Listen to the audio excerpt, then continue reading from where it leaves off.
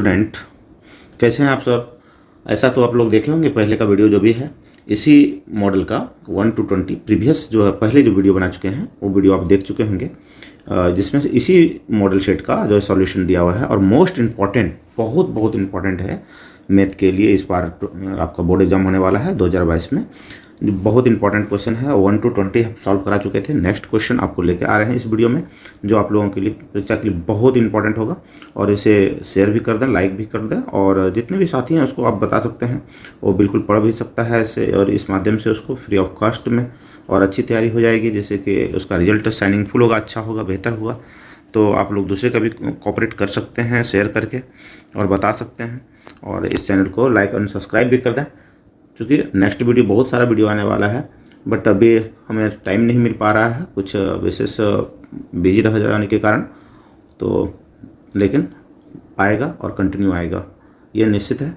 Okay, next question 20 तक हम solve करा चुके थे। आप लोग को जैसा आप देख चुके होंगे 20 तक हम सॉल्व करा चुके हैं। तो इसमें से सबसे पहले 21 क्वेश्चन देखते हैं। Okay, question number 21। ओके, आप देख पा रहे हैं क्या है, x² - 3x + 5 के मूल अल्फा बीटा है। तो 1/α + 1/β का वैल्यू क्या होगा। तो आप लोग यहाँ से देख सकते हैं, देखिए क्या है 1/α। अगर यहाँ मेरे कोचिंग में आप पढ़ रहे होंगे तो बहुत अच्छी बात है। तो वहाँ तो सॉल्व हम करा चुके हैं इस तरह का सवाल। अल्फ़ा × बीटा, अल्फ़ा + बीटा आ जाएगा। इसको सॉल्व करेंगे तो अल्फ़ा + बीटा का वैल्यू क्या होता है -b/a, और यहाँ पर क्या होता है, और फिर इसको अगर कर दें, सॉरी यहाँ पर इक्वल होगा, और c/a। तो a एक सॉल्व खत्म हो जाता है, तो क्या हो जाएगा -b/c। तो -b यहाँ पर देख सकते हैं, -b क्या है 3 है, 3। तो माइनस प्लस 3/c में क्या है 5 है, 3/5 कहाँ पर है, तो c नंबर इसका क्या होगा सॉल्यूशन, c नंबर। ओके, यहाँ पर कोई दिक्कत, आप सॉल्व भी देख सकते हैं, सॉल्व भी आपको दे रहे हैं। ओके, चलिए नेक्स्ट क्वेश्चन। यदि द्विघात समीकरण ax² + bx + c = 0, तो दोनों मूल बराबर हों तो द्विघात समीकरण का विवेचक क्या होगा। तो देखिए कि मूल बराबर हो तो आपको मालूम है कि d = क्या होगा 0। दैट मीन्स आप ये भी कहीं रहेगा आपको, ये b² - 4ac = 0। इस तरह का यहाँ चॉइस में ये भी रह सकता है। यहाँ तो d दे दिया डिस्क्रिमिनेंट, ओके ना। तो यहाँ पर सीधा मूल बराबर हो तो दैट मीन्स d = 0। चलिए नेक्स्ट क्वेश्चन क्या है, कार्तीय तल में स्थित बिंदु इतना किस कोटि के हैं। कोटि आप समझ रहे हैं, यानी कह रहा है कार्टेशियन क्या है भाई, किसको बोलते हैं कोटि। तो आप लोग को यहाँ पर ध्यान दीजिए कि इस तरह का अगर क्वेश्चन होता है तो भुज और कोटि, भुज और इधर से कोटि लिखते हैं, ठीक है। इसको याद रखिए, ये x और ये y, और ये इस तरह का बनता है आपका कार्टेशियन प्रोडक्ट, सॉरी क्रमित युग्म बोलते हैं उसको, कार्टेशियन पेयर भी बोलते हैं। तो यहाँ पर ये क्रमित युग्म बन गया है, x y का एक कोऑर्डिनेट बना है। तो ये कोऑर्डिनेट जो बना है x y को, तो भुज किसको बोलते हैं x को, और कोटि किसको बोलते हैं y को। ओके, तो यहाँ पर y टर्म जो भी होगा वही आंसर हो जाएगा। तो y क्या है यहाँ पर, ये हो जाएगा आंसर आपका a। ओके, चलिए नेक्स्ट क्वेश्चन चले हम लोग। यदि किसी घनाभ की लंबाई और चौड़ाई और ऊंचाई h हो तो घनाभ की आयतन ज्ञात करें। घनाभ का आयतन क्या होता है भाई, घनाभ का आयतन होगा LBH। ये तो फॉर्मूला है डायरेक्ट, इसमें तो कुछ सोचना ही नहीं है, ठीक है। नेक्स्ट, किसी त्रिभुज ABC समकोण त्रिभुज है यहाँ पर, ये तो ये भी तो इसमें कुछ नहीं है आपका। ये अगर एक राइट एंगल ट्रायंगल है, समकोण त्रिभुज है, ये 90 है, B है, और मान लो कि ये A है और ये C है। तो यहाँ पर क्या है कि 40, ये 90 तो है ही, 40 ये होगा, तो ये इसका क्या नेक्स्ट, ये दोनों जो न्यून कोण हैं ये दोनों को मिला करके, है ना, ये न्यून कोण और ये न्यून कोण, तो ये जो न्यून कोण है ये दोनों को मिला करके 90 डिग्री कोण होना चाहिए। क्योंकि ये 90 है, त्रिभुज के तीनों कोणों का योग 180 होता है, 180 डिग्री होता है। तो ये दोनों का कितना होगा, ये 40, तो ये 50 हो जाएगा, तो ये 90 पुर जाएगा, और 90 ये तो 180 पुर जाता है, ठीक है। तो इसलिए कितना होगा 50 हो जाएगा। कहाँ पर है 50 यहाँ पर है। ओके, चलिए नेक्स्ट, ये बहुत ईजी है, कुछ नहीं है। इस तरह का क्वेश्चन जहाँ पर है आपको देखना है, ये क्वेश्चन नंबर 26 देखना। 20, ये 20 कितना है 10 25, ये 10 20 10 65। तो ये देखना है कि क्या ये दोनों लगता है कि दोनों को ऐड करेंगे तो 90 आ जाएगा, 25 और 65, और ये दोनों करेंगे तो भी 90 आ जाएगा। दैट मीन्स 10 90 माइनस, ये फार्मूला आपको लगेगा, याद कीजिए 10 90 माइनस थीटा। तो क्या होता है, यहाँ पर आपका हो जाएगा tan 90 minus theta equal to cot theta. तो ये जो यही फार्मूला लगेगा। तो यहाँ पर इसको क्या लिख सकते हैं, tan 25 को क्या लिख सकते हैं, कॉट, अगर 90 में 65 तो 65 हो जाएगा, tan 90 माइनस 65 तो tan 90 minus 65 equal to cot 65, और tan 65 इस तरह से इसका वैल्यू कितना हो जाता है 1, और ये दोनों का भी वैल्यू 1 इंटू 1। तो इस तरह का ज़्यादातर आंसर जो आता है 1 आता है। ओके, देख ली क्वेश्चन नंबर 27, ABC और तथा PQR दिए गए हैं, इसमें से AB बाई PQ तथा BC बाई PR हो तो क्या होगा। अब यहाँ पर ये समझने वाली बात है कि यहाँ पर बिना डायग्राम एक बना लीजिए आप, ठीक है। यहाँ पर क्या है, ये मान लीजिए, सॉरी इसको राइट एंगल नहीं बनाते हैं, यहाँ पर A, B और C, यहाँ भी एक बना लीजिए आप P, Q और ये R है, ठीक है। AB बाय AB, ठीक है ना। देखिए हम थोड़ा सा कलर चेंज करते हैं इसका, ठीक है। ये AB है और AB बाय PQ। ओके, अब यहाँ देखिए BC बाय QR नहीं है, अरे ये नहीं है, BC ये बिल्कुल नहीं है, आपको ध्यान देना है। BC बाय RP या ये है, तो ये और ये है, ठीक है। तो कौन सा एंगल इक्वल होगा, तो देखो ये और ये है तो इसका B, और यहाँ पर ये और ये है इसका P, ये बीच का, ठीक है। तो यहाँ पर देखना है B equal to P, B equal to P, B equal to P तो है, D नंबर में है, ठीक है। तो यहाँ पर यही ध्यान देना है कि हमको करस्पॉन्डिंग यानी कि संगत भुजा जो है कौन सा है, अगर ये मिल जाता है आपको तो फिर आपको कोई परेशानी नहीं होगा सर्वांगसम या समरूपता में। ओके, चलिए नेक्स्ट क्वेश्चन हम लोग चलते हैं 28। इसमें से कौन सा अभाज्य संख्या है, कौन सा अभाज्य संख्या है, आपको भाज्य देखना है। भाज्य जो किसी से डिवाइड नहीं हो, इसका फैक्टर क्या हो आपको मालूम है, 2 होना चाहिए, एक और इटसेल्फ यानी स्वयं वही संख्या, दूसरा उसका कोई फैक्टर नहीं हो, अभाज्य संख्या होगा।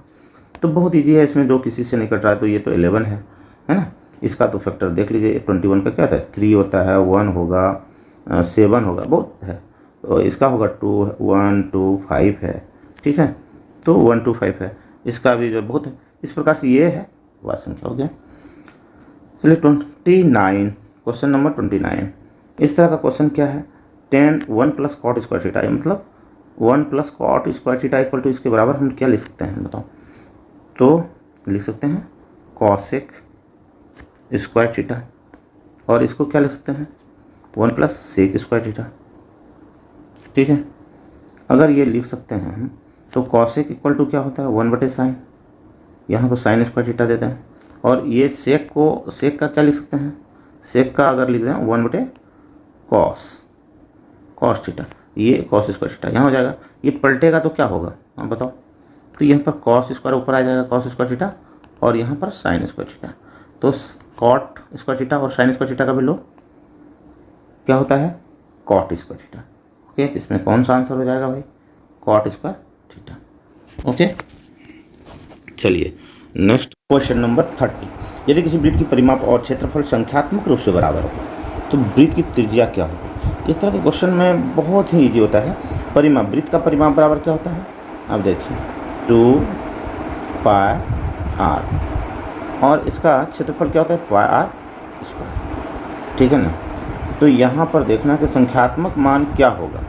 तो ये तो तुमको देख पा रहे हैं कि इसका वृत्त की त्रिज्या है, क्या होगा। यहाँ पर ये देख लीजिए इक्वल है, तो यहाँ भी एक r, ये r खत्म हो गया, तो r इक्वल टू क्या आ रहा है, यहाँ पर क्या बच गया 2। ओके ना, ये क्या बच गया 2 बच गया। तो इस तरह से कौन सा आंसर हो जाएगा इसमें से आपका 2। Okay, next question 31। क्या कर रहा है, मूल बिंदु से दूरी।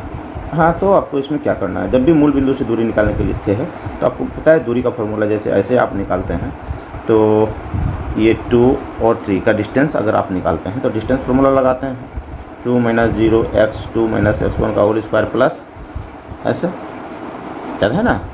तो यहाँ पर इस तरह का फॉर्मूला लगा के हम डायरेक्ट बना देंगे। लेकिन और एक टेक्निक आप समझ लीजिए इसको, यहाँ पर एक टेक्निक समझिए क्या है कि अगर मूल बिंदु से दूरी कहीं निकालने के लिए बस रूट अंडर कीजिए, 2 स्क्वायर कीजिए प्लस 3 स्क्वायर मारिए, फटाफट कीजिए।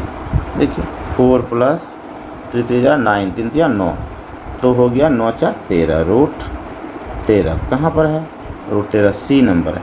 ओके, यहाँ पर आपका आंसर आ गया। तो इस तरह का क्वेश्चन जब भी मिले तो थोड़ा टेक्निक से करेंगे, फटाफट ऑब्जेक्टिव बनेगा। मूल बिंदु से दूरी के दोनों का स्क्वायर करके रूट अंदर स्क्वायर कर दीजिए, ठीक है। 32, यदि दो संख्याओं का HCF LCM हो तो गुणनफल क्या होगा, ये देख लीजिए। दो संख्याओं का गुणनफल तो HCF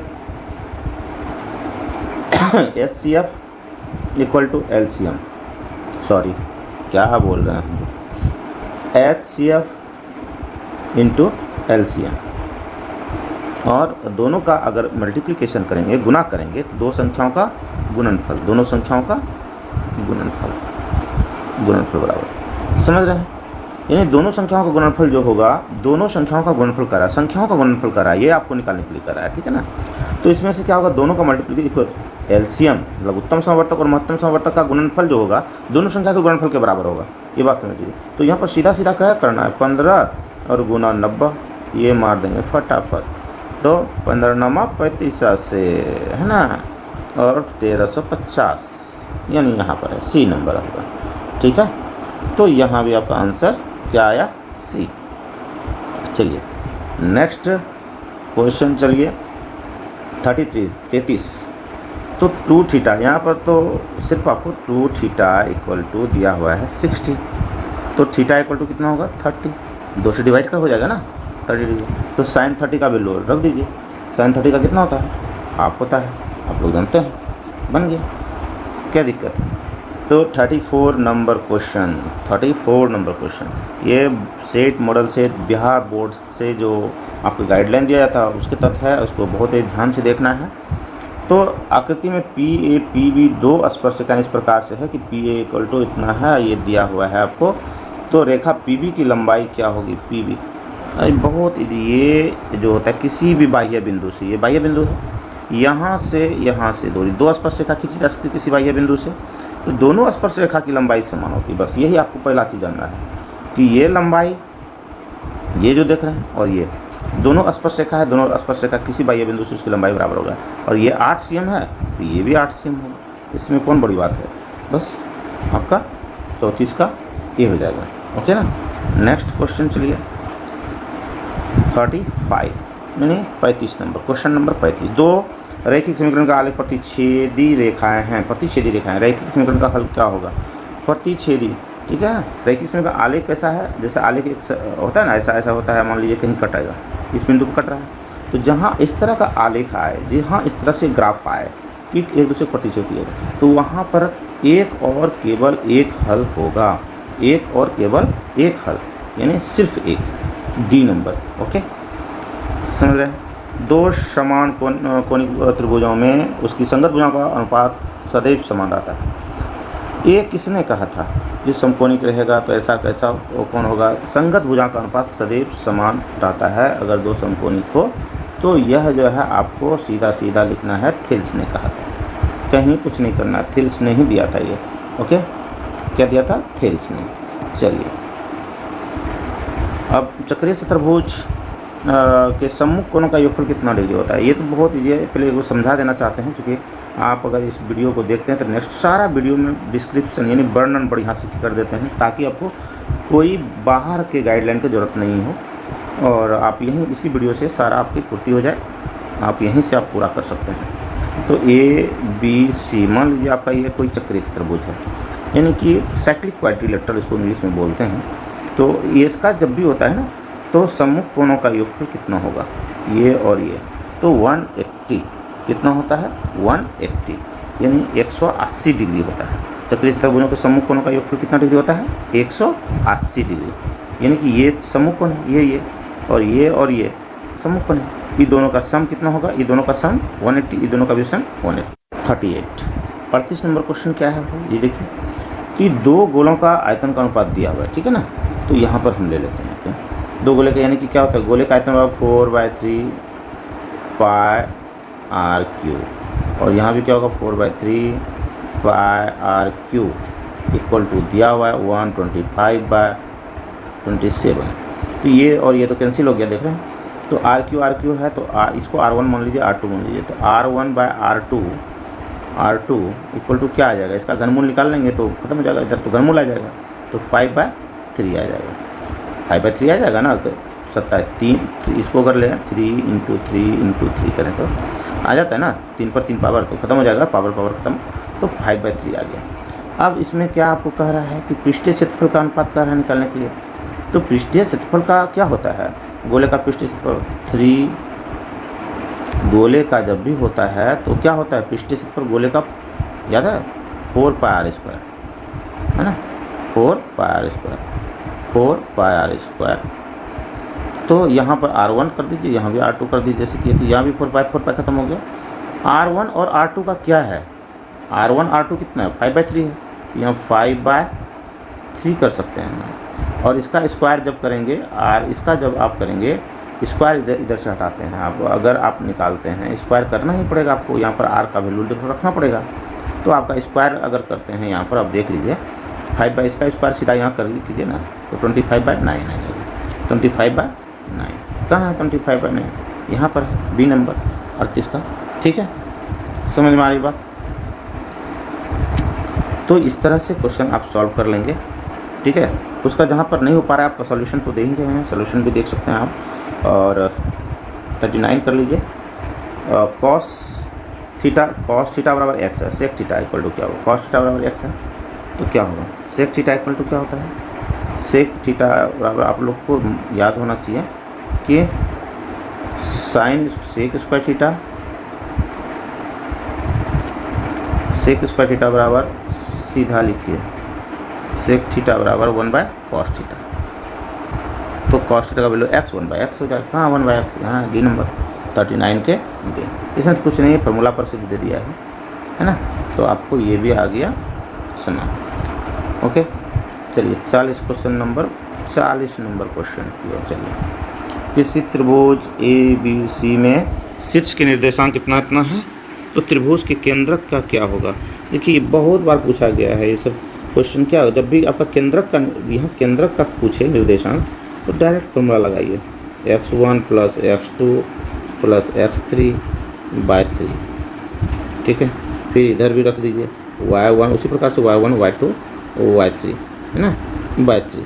इधर भी आप कर सकते हैं। तो सबको सीधा आपको सॉल्यूशन यहाँ पर देख लीजिए, आराम से कर लीजिए इसको कि 2, 0 और 4 कितना आ जाएगा, 4 2 6, 6/3, 4, इसको हम यहाँ से कर लेते हैं, 4 6 और -1, 6 4 10 में 1 चला गया तो हो गया 9, 9/3, तो 3 दूनी 6 और 3 तिया 9, तो हो गया 2 3 कहाँ है, 2 3 तो यहाँ है, और ये आंसर हो गया 40 के बी नंबर, ओके। इस तरह से आप देख पा रहे हैं भाई, बिल्कुल ध्यान से देखो। 41 क्या है, n पदों वाले AP का योगफल n² + 2n + 1 है, तो उसका 6वां पद क्या होगा, है ना। तो यहाँ पर अगर योगफल दिया हुआ है, यानी कि SN दिया हुआ है, SN इक्वल टू क्या है, योगफल n² + 2n + 1, ठीक है। जब भी कहे इस तरह का छठा पद, पांचवा पद, चौथा पद, सीधा एक पद छठा निकालिए और पांचवा निकालिए, बस घटा दीजिए, ठीक है। तो 6 पदों का योगफल ये हो जाएगा, 5 पदों का घटा दीजिएगा, छठा पद निकल जाता है। तो सीधा S6 निकाल लीजिए, कितना होगा 6² + 2n। आप सॉल्यूशन देख लीजिए इसका, ठीक है ना। चलिए हम दे रहे हैं आपको यहाँ पर सॉल्यूशन, टाइम ज़्यादा लग जा रहा है। इसका आंसर कितना हो जाएगा अब आपको पता चल रहा है, बी नंबर हो जाएगा। इसका सॉल्यूशन देख रहे हैं, बी नंबर हो जाएगा 13, ओके। चलिए अब आपका नेक्स्ट क्वेश्चन क्या है, नेक्स्ट क्वेश्चन आपका 42 है। दो समरूप त्रिभुजों की भुजाएं 3:5 के अनुपात में, इस त्रिभुज का क्षेत्रफल का अनुपात क्या होगा? दो समरूप त्रिभुज है, भुजा का अनुपात दिया है, क्षेत्रफल का अनुपात है। तो ये सब तो बहुत बार क्वेश्चन पूछा गया है, रिपीट है ना कि इस तरह का क्वेश्चन आप तैयारी करेंगे तो बिल्कुल आपका आ जाएगा। क्षेत्रफल, दो समरूप त्रिभुज हो, अगर दो समरूप त्रिभुज है तो इसका क्षेत्रफल का अनुपात यानी एरिया ऑफ ट्रायंगल ABC और एरिया ऑफ ट्रायंगल DEF का अगर रेशियो कहें तो इसका संगत भुजा का अनुपात के बराबर होता है, यानी 3/5 के होल स्क्वायर होता है, यानी 3 तिया 9 और 5 है 25, 9 25 कहाँ है? यहाँ सी नंबर है 42, ठीक है ना। क्या सी हो गया कंप्लीट। चलिए अब है 43 देख लीजिए आप फटाक से। क्या कह रहा है? इसकी बीच की दूरी ज्ञात करें। इसका सॉल्यूशन भी देख पा रहे हैं? देखिए सॉल्यूशन देख लीजिए, बस खत्म। डी नंबर आ रहा है इसका आंसर, ठीक है। चलिए अब 44 में क्या है? 44 में इतना विवेचक निकाल, बी स्क्वायर माइनस 4AC। तो आपको मालूम है इसका ना, विवेचक निकालने का था बी स्क्वायर माइनस डी यानी कि discriminant B square minus 4AC। चलिए इसका सॉल्यूशन आप देख लीजिए। चलिए 44 का ए, ओके। चलिए 45 आप देख लीजिए कितना मिलाने वाले मध्य रेखा को मध्य बिंदु का निर्देशांक, मध्य बिंदु का जैसे कहे निकालने के लिए बहुत ईजी भाई। 3x1 आपको पहले एक बार ये देख लीजिए। चलिए मध्य बिंदु का जैसे निर्देशांक है मध्य बिंदु का, तो x1 + x2/2 y1 + y2/2, ठीक है ना। तो दोनों को जोड़िए 3 और -3 यानी 0/2, और यहाँ पर क्या है 4 और 8, 8 4 12/2 यानी 0 आ गया, और इधर कटाएंगे तो 6 आ गया, 0 6 भी हो सकता है। 0 6 कहाँ है? डी नंबर ऑप्शन है 45 के डी, ओके 45 के डी देख रहे हैं ना। ओके 46, एक मीनार का उन्नयन कोण कितना है और इसका मीनार का ऊंचाई इतना है। तो ये क्या है? कुछ नहीं है भाई।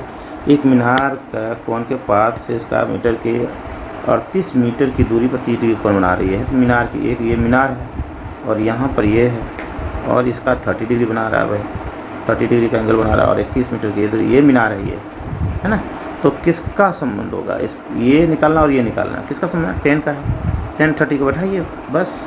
मीनार की ऊंचाई अगर h है तो h लंब बटे आधार, h ऊंचाई h मान लिए, h हाइपोटेन्यूस नहीं समझना है, ऊंचाई है। तो 10 30 का वैल्यू कितना होता है? 10 30 का वैल्यू 1/√3 h/21, यानी इसको क्रॉस मल्टीप्लिकेशन करेंगे h = 21/√3। और अगर हर का परिमेयकरण कर लेते हैं तो 21 को कर देते हैं तो यहाँ आ जाता है 21/√3/3, और 3 से 7√3 का यहाँ। चलिए इसका सॉल्यूशन भी दे रहे हैं आपको, हाँ चलिए खत्म। तो 47 क्वेश्चन नंबर 47 क्या है भाई कि इसमें दो भिन्न त्रिज्या वाले वृत्त हमेशा क्या होते हैं? हमेशा समरूप होते हैं। जैसे आप लोग यहाँ पर क्या होगा? समरूप होगा। जैसे ये एक वृत्त है और ये वृत्त है, दोनों का रेडियस जो है, दोनों का त्रिज्या अलग अलग है, तो लेकिन क्या है? समरूप है, रूपों में समान है, तो ये समरूप होते हैं, ठीक है ना। अगर दोनों का त्रिज्या समान हो जाए तो सर्वांगसम हो जाएगा, तब सर्वांगसम होगा। दोनों का त्रिज्या दोनों का अगर इक्वल हो जाए तब सर्वांगसम होगा, ठीक है ना। तो जो सर्वांगसम होता है समरूप भी होता है, तो उसके लिए कुछ नहीं सोचना है। तो यहाँ पर आपका क्या होगा answer? Number. Next 48 cos theta = 5/3, तो cot थीटा = cot थीटा मालूम है आप लोग को फार्मूला, तब तो कुछ नहीं दिक्कत है, अगर नहीं है तो फिर दिक्कत है।